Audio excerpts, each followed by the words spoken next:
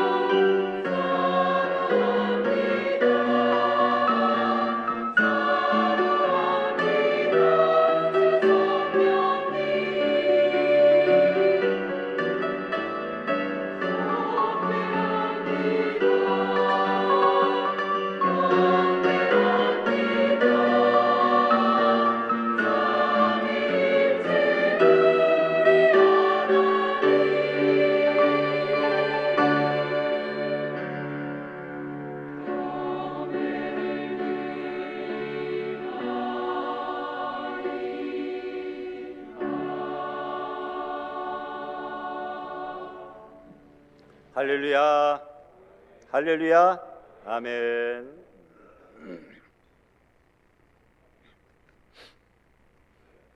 설날이 다가오니까 좀 날씨가 추워진다 그러시네요. 지난주는 너무나 포근한 그런 한 주였던 것 같아요.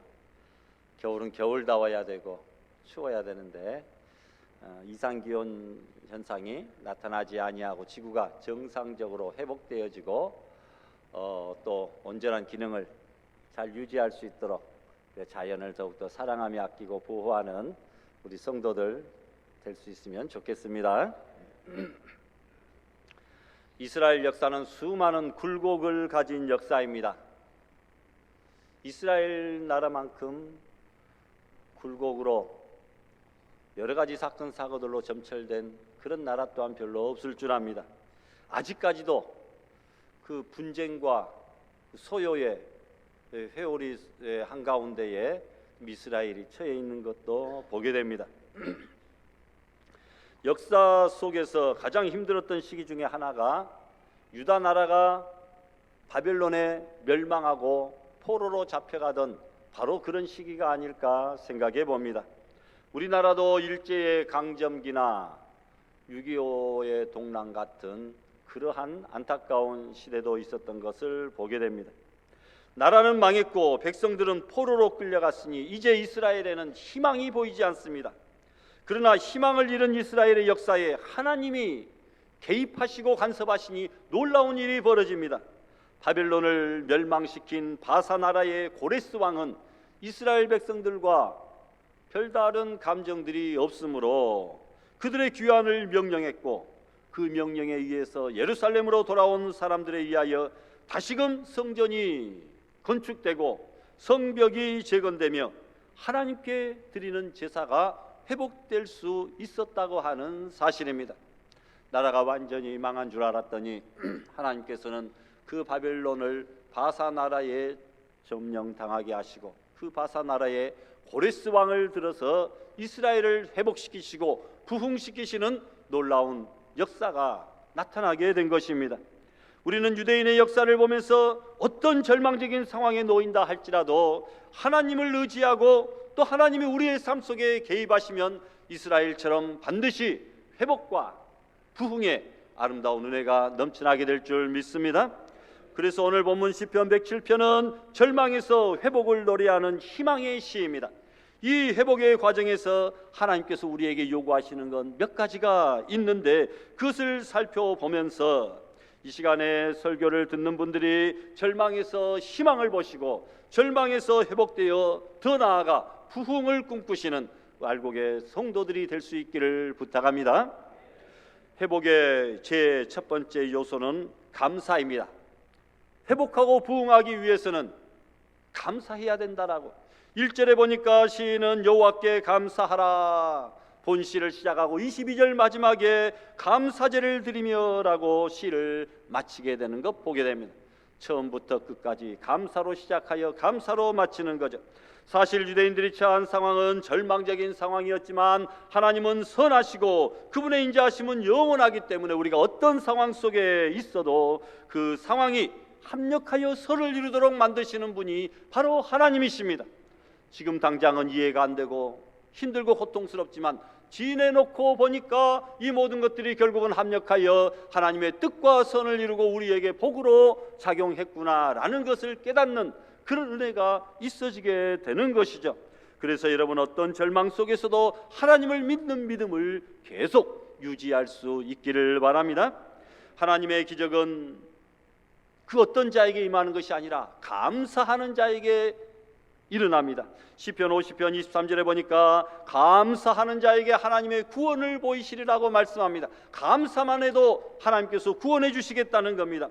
요나는 하나님 앞에 불순종하여 풍랑 만나 바다에 던져지고 큰 물고기 뱃속에 들어갔습니다. 죽을 일만 남은 것이죠. 그러나 그는 음부와 같은 수월의 고통 속에서도 원망의 기도 드리지 아니하고 감사의 기도를 드리자마자 하나님은 기적을 베푸셔서 요나를 삼킨 물고기가 더 이상 속이 요동치니까 거북스러워서 견디지 못하고 요나를 육지에 토해내는 그런 기적을 베푸신 줄 믿습니다. 감사하면 여러분 사람이 또한 행복해집니다. 탈무드에 보니까 이런 말이 있습니다. 세상에서 가장 현명한 사람은 배우는 사람이다. 가장 강한 사람은 자기를 이기는 사람이다. 가장 행복한 사람은 범사에 감사하는 사람이다 라고 말입니다. 여러분, 행복론에서 행복의 첫 번째 조건으로 물질과 쾌락과 건강과 다른 것을 찾는 것이 아니라 첫 번째 조건으로 감사를 꼽는 것을 보게 됩니다. 감사하라 그러면 젊어진다. 감사하라 그러면 발전이 있다. 감사하라 그러면 기쁨이 있다는 겁니다. 중요한 것은 행복하기 때문에 감사하는 것이 아니라 감사하기 때문에 감사하다 보니까 결국은 행복해지더라는 것입니다. 그래서 감사는 행복의 문을 여는 열쇠다라는 겁니다. 여러분, 행복의 문을 여는 열쇠인 이 감사를 꼭 소유하시는 성도들이 되시기를 바랍니다. 이스라엘은 1년에 2번 농사를 짓습니다. 첫 번째 수확은 늦봄에 밀과 보리를 거둡니다. 그리고 가을에는 포도와 무화과, 감람나무에 그런 열매들을 거둡니다.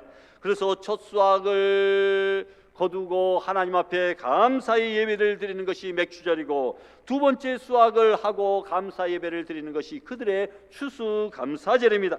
여러분, 우리는 지난 한 해 동안 지금까지 하나님께서 우리에게 베풀어 주신 그 은혜를 생각하며 감사를 드리실 수 있기를 바랍니다. 그리고 과거가 아니라 올해, 그리고 우리의 남은 생애 앞으로 우리를 지키시고 인도하시고 도와주실 하나님의 은혜를 믿고 또한 감사할 수 있기를 바랍니다. 후불감사와 선불감사를 잘하는 자들을 하나님께서는 복 주시겠다라는 것입니다. 여러분, 우리 주님도 선불감사 잘하신 것을 보게 되죠. 오병이어의 기적을 행하시기 전에 먹을 사람은 남자만 5,000명이 넘는데 떡 5덩어리 물고기 2마리를 붙잡고 먼저 하나님 앞에 감사하며 사례를 하고 기도할 때에 여러분 5,000명을 먹이고도 12광주리가 남는 놀라운 기적이 나타나게 됩니다. 요한복음 11장에 보니까 예수님께서 죽은 나사로를 살리시기 전에 무덤 앞에서 먼저 하나님 앞에 감사합니다. 아버지여, 내 말을 들으신 것을 감사하나이다. 아직 나사로는 살아나지도 않았는데 선불감사했어요. 이미 내 기도를 들어주실 줄로 믿고 내 기도를 들으신 것을 감사하나이다. 그런 기도 드린 후에 나사로가 살아나는 기적이 일어나게 됩니다. 우리 교회는 요즘에 이런 여자 성도들은 없어요. 그런데 과거에 내가 처음에 이 교회 올 때까지만 해도 가정에 문제가 생겨가지고 제가 2시 새벽 3시에도 그 가정에서 부르면 가가지고 상담하고 기도하고 싸움 말리느라고, 그래서 제가 성도님 새벽 예배 시간이 다 됐네요. 저 교회 갈 테니까 싸우지 말고 빨리 주무세요 하고, 그런 가정들도 있는 것을 보게 됩니다. 지금 우리 교회에 안 계십니다. 어느 여집사님이 매일 술에 만취되어 들어온 인사불성 남편을 끌어다가 겨우 눕혀서 세상 모르고 잠을 자고 있는 그 남편 옆에서 훌쩍훌쩍 울면서 절반은 신세 타령, 절반은 기도하는 중에 갑자기 목사님의 설교, 감사하는 기도를 하라, 이것이 생각났습니다. 감사할 일을 곰곰이 생각해 보니까 성령께서 감사할 제목들이 생각나게 해주셨습니다. 옆에서 코를 골며 자는 남편을 생각하니 그래도 홀로 사는 과부보다는 내가 지금 낫구나. 지금은 계백정 같지만 앞으로는 언젠가는 좋은 남편이 될 가능성이 남아있으니까 감사하고, 저토록 취했어도 사고나지 아니하고 집을 잘 찾아올 수 있음에 감사하고, 토요일은 특별히 다른 날보다 더블로 갑절로 술을 많이 먹어서 주일날에는 속이 아파서 다른 데 가지 아니하고 누워서 집을 잘 봐주고 있으니까 여집사인 자신이 교회에 나오는데 불편하지 않아서 더욱 감사하고, 이래저래 생각해 보니까 술 먹고 뻗어서 누워 코를 골며 자고 있는 인사불성된 그 남편을 보고서도 감사할 제목들이 몇 가지가 생각이 나더라는 겁니다. 기도하는 중에 남편이 갈증이 나서 잠을 깨어보니 부인이 기도를 하는데 웃으면서 기도를 하고 있습니다. 남편이 무엇이 그리 좋아서 웃느냐 하니까 당신하고 사는 것이 너무나 감사해서 좋아서 웃으면서 기도한다 라고 대답을 합니다. 이 말을 듣고 기분이 좋아진 남편이 그래, 그럼 나도 내일부터 예수님 믿을게 하면서 선뜻 교회에 나갔다는 것이죠. 이분이 간증하기를 10년 동안 그렇게 기도해도 부탁해도 이루어지지 않았던 소원이 감사기도 한 번에 이렇게 이루어졌다라고 기뻐하며 간증을 하더라는 것입니다. 감사에 대한 우스갯이와가 한 가지가 있습니다. 한 남자가 깊은 산을 넘다가 옛날에 호랑이를 만났습니다. 오금이 저린 이 남자는 무릎을 꿇고 하나님께 기도합니다. 하나님, 제발 저를 살려주세요. 그런데 조용해서 호랑이가 무엇을 하나 눈을 떠서 살펴보니까 호랑이도 두 손을 모으고 기도를 드리고 있더라는 겁니다. 하나님, 며칠을 굶은 끝에 이렇게 일용할 양식을 주시니 참으로 감사합니다. 자기를 놓고 하나님 앞에 일용할 양식이라고 감사 기도를 드리고 있더라는 겁니다. 자, 하나님은 누구의 기도를 들어주시겠습니까? 여러분, 모든 일에 감사해야 됩니다. 무슨 큰 일에 감사하기보다는 작은 일이라 할지라도 그것부터 우리가 감사해야 됩니다. 그래서 스펄전 목사님은 이렇게 유명한 말씀하시죠. 하나님은 촛불을 보고 감사하면 등불 주시고, 등불 보고 감사하면 달빛 주시고, 달빛 보고 감사하면 햇빛을 주신다. 햇빛 보고 감사하면 영원히 꺼지지 않는 천국의 밝은 소망의 빛을 허락하여 주신다 라고 우리들에게 말합니다. 여러분, 감사하는 마음으로 주께 나아갈 때에 암울한 절망과 호통의 상황 속에서도 회복과 부흥의 은총을 올 한 해 우리에게 허락하여 주실 줄 믿습니다. 두 번째로 여러분, 회복의 요소는 회개입니다. 우리들의 생활에서 겪게 되는 고난 중에는 죄의 결과로 찾아오는 고난이 참 많습니다. 이런 경우는 회개해야 됩니다. 10절과 11절에 보니까 사람들이 이스라엘 백성들을 말하겠죠. 흑암과 사망의 그늘에 앉으며 곤고와 쇠사슬에 매임은 그들이 지금 이런 고통 속에 처하고 포로로 잡혀가고 나라가 망하게 된 것은 하나님의 말씀을 거역하며 지존자의 뜻을 멸시함이라. 그들이 범죄하고 타락하였고 하나님을 배반하였기 때문에 그들이 이런 지금 무시무시한 고통을 겪고 있다라고 말을 합니다. 이럴 때는 어떻게 해야 되겠습니까? 즉각적으로 깨닫고 회개해야 되지 않습니까?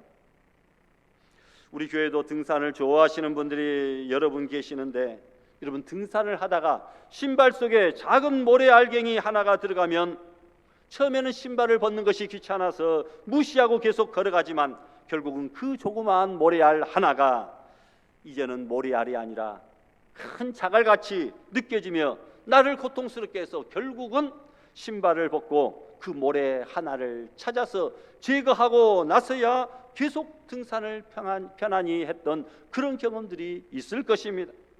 여러분, 하나님의 은혜가 회복되고 환경이 회복되기를 원한다면 여러분, 지금 걸어가던 그 발걸음을 멈추고 내 속에서 나를 괴롭게 하는 죄악의 모래알을 반드시 제거하는 그 회개가 우선되어야 된다. 그래야 우리가 남은 인생길을 편안히 걸어갈 수 있다라고 하는 사실을 기억하시기를 바랍니다.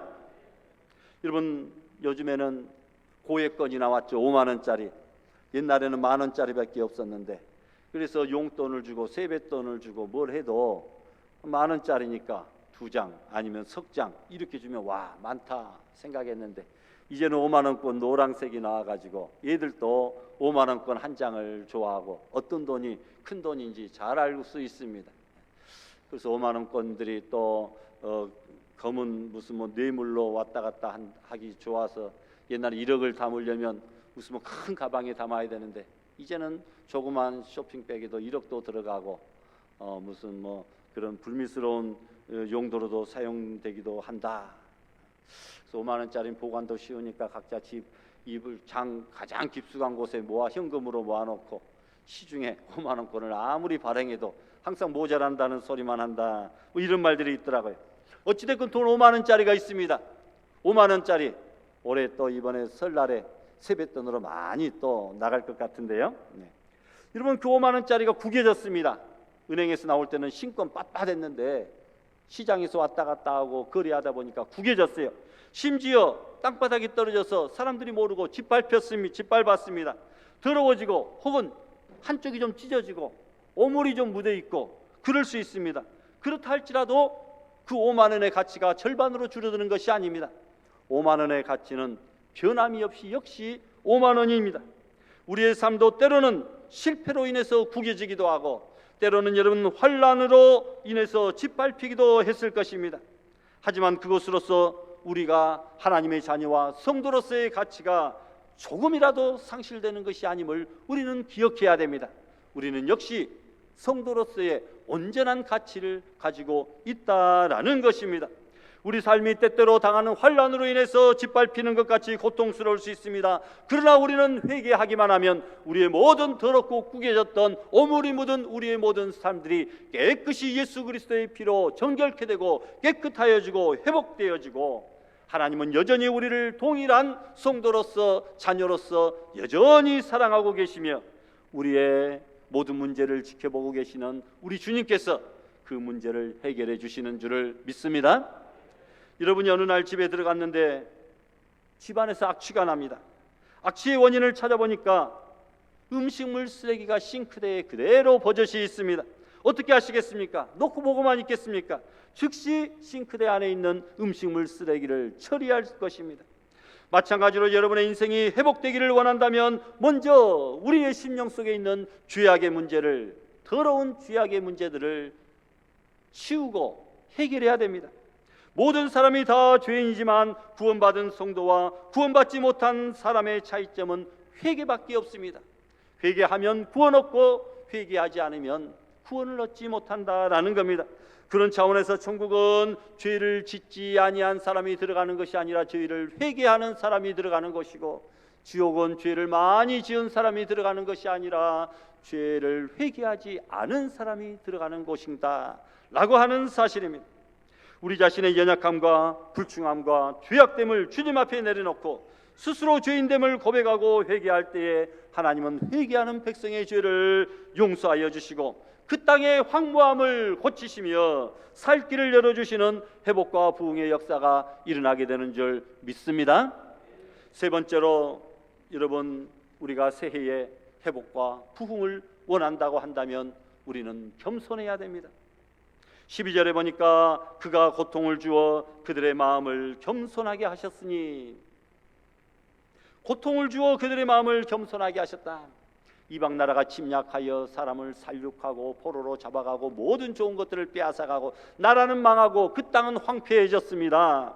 이런 고통 속에서 하나님이 원하시는 것은 그들을 겸손하게 하기 위해서다라는 말씀입니다.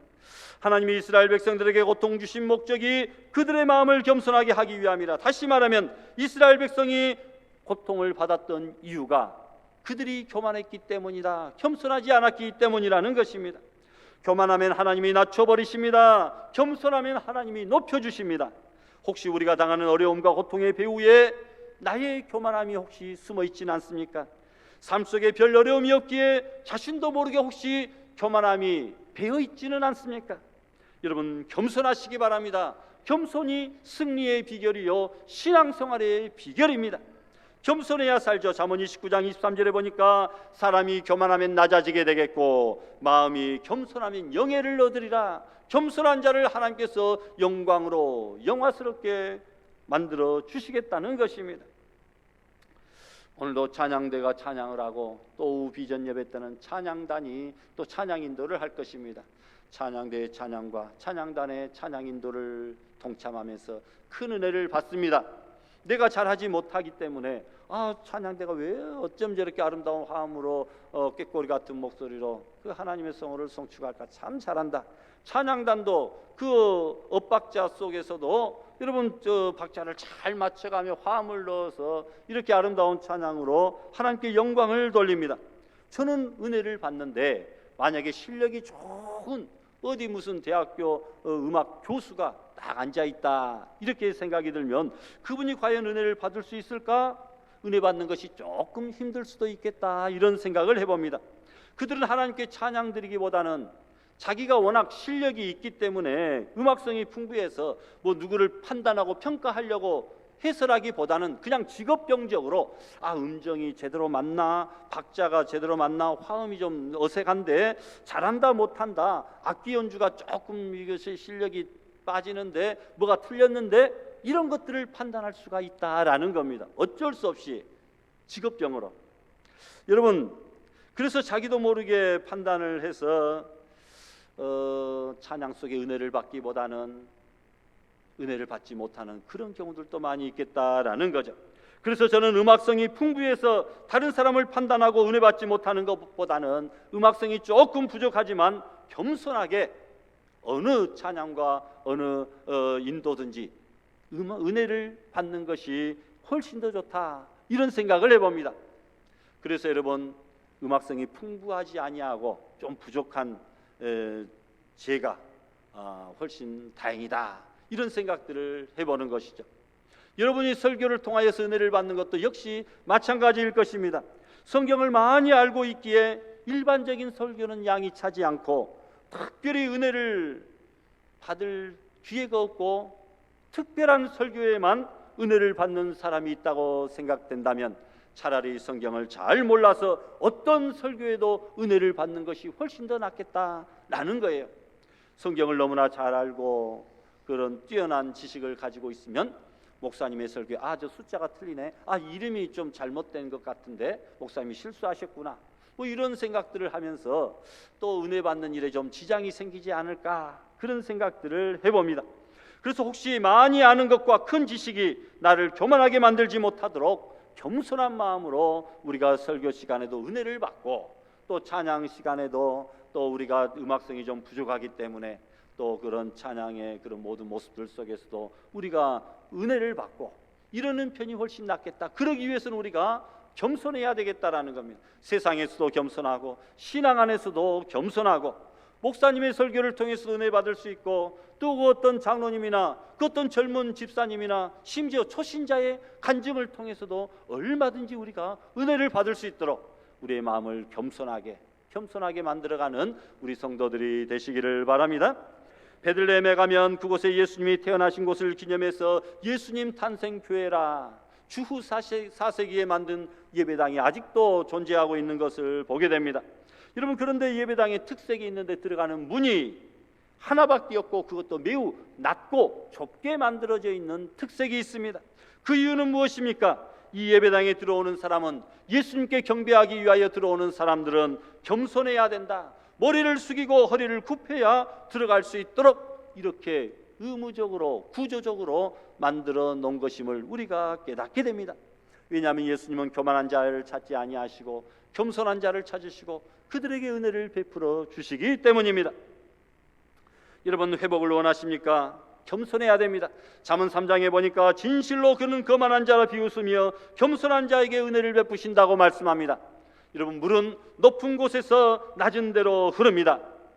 아무리 비가 많이 와도 높은 지대에 있는 우리 내방동, 우리 교회 부근은 뭐 물 걱정이 없고 홍수 걱정이 없는데, 저쪽 아래쪽 동네, 터미널 가까운 동네, 하천 가까운 동네는 큰 비가 오면 물에 잠길까, 홍수가 날까 염려를 하게 되는 거죠. 물은 높은 곳에서 낮은 데로 흐릅니다.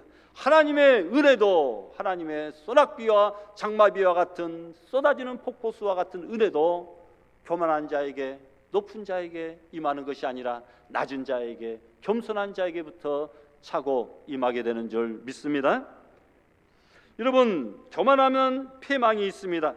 언제든지 겸손한 마음으로 가질 때에 회복과 부흥의 은혜가 넘치게 되는 줄 믿으시길 바랍니다.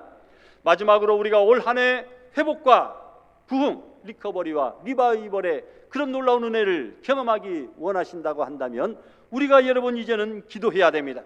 6절과 19절과 28절에 보니까 똑같은 말씀들이 3번이나 반복적으로 기록되어져 있는 것을 보게 됩니다. 이에 그들이 근심 중에 여호와께 부르짖으매, 이에 그들이 고통 속에서 여호와께 부르짖으매 라고 말씀합니다. 여러분, 오늘 본문은 유대인들이 고통 중에 하나님 앞에 부르짖었던 그 기도의 내용이 기록이 되어졌습니다. 그들은 고통 속에서 하나님 앞에 부르짖었고, 하나님은 그들의 기도를 들으시사 나라가 멸망하고 포로로 잡혀갔던 그런 고난 속에서도 다시 한번 포로에서 귀환하게 하고 나라를 세우고 성전이 회복되어지고 예배와 제사가 다시 한번 회복되어지는 그런 놀라운 은혜를 베풀어 주신 것입니다. 요즘에는 수도꼭지만 틀면 물이 콸콸 쏟아집니다. 광주에 물이 좀 부족해서 이제는 제한급수하지 않도록 하기 위해 물을 절약해라, 하루에 매도 몇 번씩 이렇게 문자가 오죠. 그래서 샤워하는 것도, 자동차 세차하는 것도, 그리고 뭐 설거지하는 것도 할 때마다 조금씩 신경이 쓰이고 조심스럽고 절약해야 되겠다, 이런 생각들이 많이 들더라고요. 28%의 담수율이 지금 있는데 주암 때문에 동복 때문에 이번에 온 비가 많이 내렸죠. 한 86mm 정도 이렇게 그 지역에 내렸는데 28.3% 채워졌다고 합니다. 그러니까 엄청나게 많은 비가 내려와도 그 채워지는 양은 조금 이렇게 채워지더라고요. 더 많은 비가 와야 되겠고 또 우리가 더 전략해야 되겠다 이런 생각들을 해봅니다. 과거에 수도가 없을 때는 지하수를 퍼 올려야 되는데 펌프가 있습니다. 여러분 펌프 잘 아시죠? 옛날에 다 펌프질 열심히 이렇게 해가지고 물을 끌어올렸던 그런 경험들이 있습니다.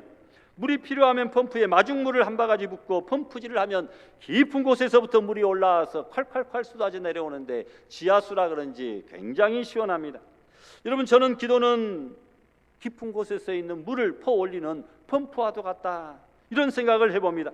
기도는 우리 안에 있는 하나님이 부어주신 능력을 끌어올리는 펌프다라는 겁니다. 많은 사람들이 기도의 펌프질을 쉬고 있어서 삶에 필요한 물이 고갈되어 고통을 괴로움을 당하고 있습니다. 펌프질을 멈추면 올라오던 물도 끊어지듯이 사람들이 기도 생활을 중단하면 여러분 하나님의 놀라운 능력과 응답의 기적을 체험할 수가 없고 맛볼 수가 없다라는 겁니다. 기도의 펌프질 열심히 해서 하나님이 예비해 놓으신 저 깊은 곳에 있는 은혜와 축복들을 기도 응답들을 온전히 체험하고 성령 충만한 삶을 살아가는 우리 성도들 되시기를 바랍니다. 오늘날 우리 대한민국 엄청난 위기에 봉착해 있습니다. 들려오는 소리들을 보면 도덕과 윤리는 땅에 떨어지고 사건 사고들을 보면 몇 푼의 이익과 개인의 목적 달성하기 위하여 일륜도 천륜도 끊어버리고 목적 달성 위하여 수단 방법 가리지 않는 타락한 사회가 되고 말았습니다.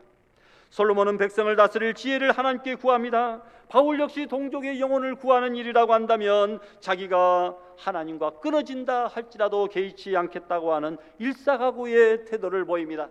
에스더도 몰살당할 동족의 이 구원을 위하여서 죽으면 죽으리다 하는 정신으로 하나님 앞에 기도하고 나아갑니다.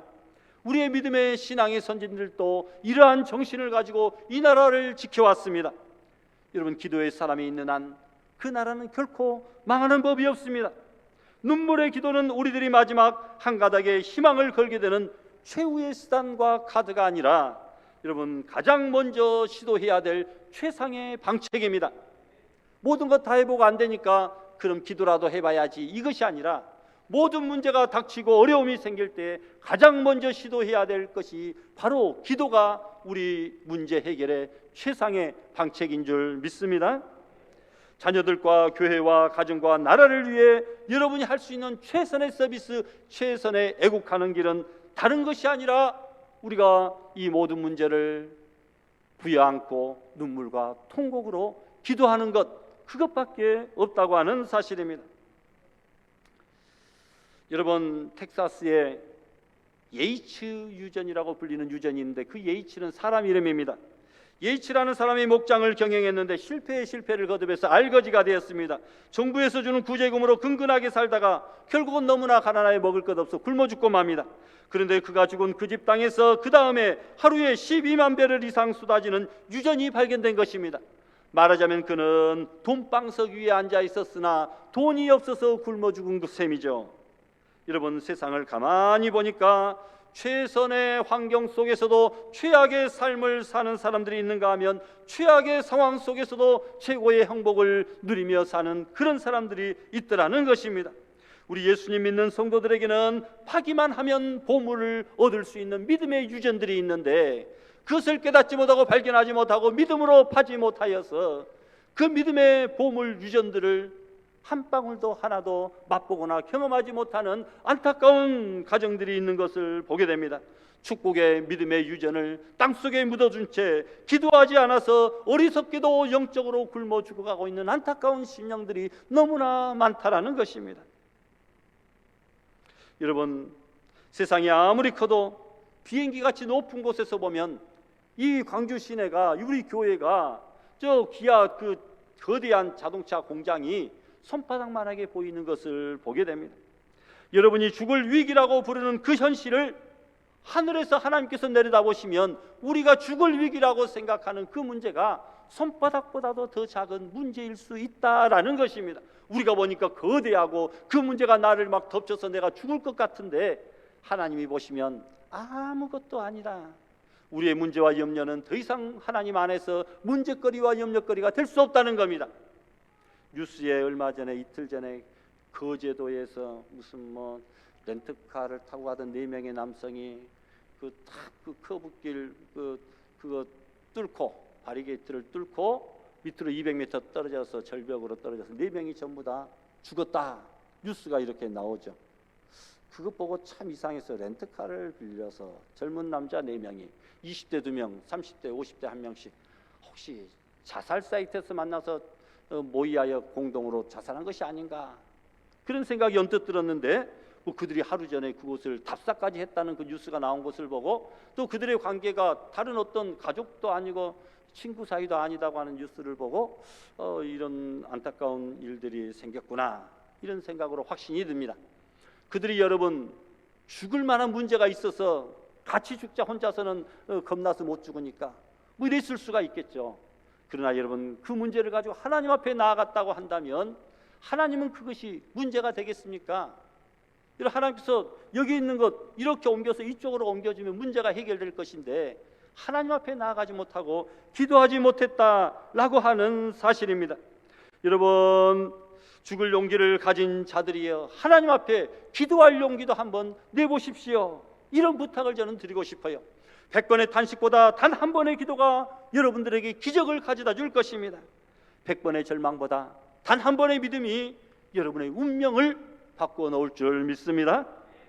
여러분 이 나라가 정치 잘해서 여기까지 왔습니까? 경제를 잘해서 여기까지 왔습니까? 교육을 잘 시켜서 여기까지 왔습니까? 자원이 풍부하고 땅이 넓어서입니까? 아닙니다. 아무리 보아도 세계 경제대국 10위권 안에 들 수 있는 자격과 조건이 안 되는데도 우리가 이토록 경제적으로 성장하고 부강한 나라 선진국의 대열에 당당히 서게 된 것은 눈물을 적시며 기도하는 신앙의 소상들의 피 맺힌 부르짖음이 하늘을 감동시켰기 때문이다. 저는 이렇게 생각합니다. 하나님께서 이 민족을 사랑하셔서 이 민족을 버리지 않고 기도하는 수많은 신앙의 선진들의 그 간구와 소원의 기도를 들으시고 우리를 여기까지 이곳까지 유지시키시고 복을 내려주셨다라는 것입니다. 이제는 우리의 책임입니다. 우리 모두는 영적인 세계의 레이더, 즉 신앙의 파수꾼들입니다. 가정의 행불행, 교회의 영적 부흥과 나라의 평안도 모두 믿음의 파수꾼인 저와 여러분들에게 달려 있습니다. 여러분들이 어떤 기도를 드리고 어떠한 신앙생활을 하느냐에 따라 여러분의 자녀 손들이 행복과 불행, 평안과 고통이 갈라질 수가 있다는 것입니다. 이 어려운 시기에 더욱 나라와 민족을 위한 기도에 힘쓰시고 여러분의 가정과 자녀들의 신앙, 영적 성장을 위하여 기도에 힘쓰는 우리 성도들 되셔서 여러분 바라기는 겸손한 마음으로 회개하고 감사의 기도를 드리심으로 주님께서 베풀어 주시는 절망과 고통 속에서 회복과 부흥의 아름다운 은혜들을 체험하시는 알곡의 모든 성도들이 다 되시기를 주님의 이름으로 축원합니다.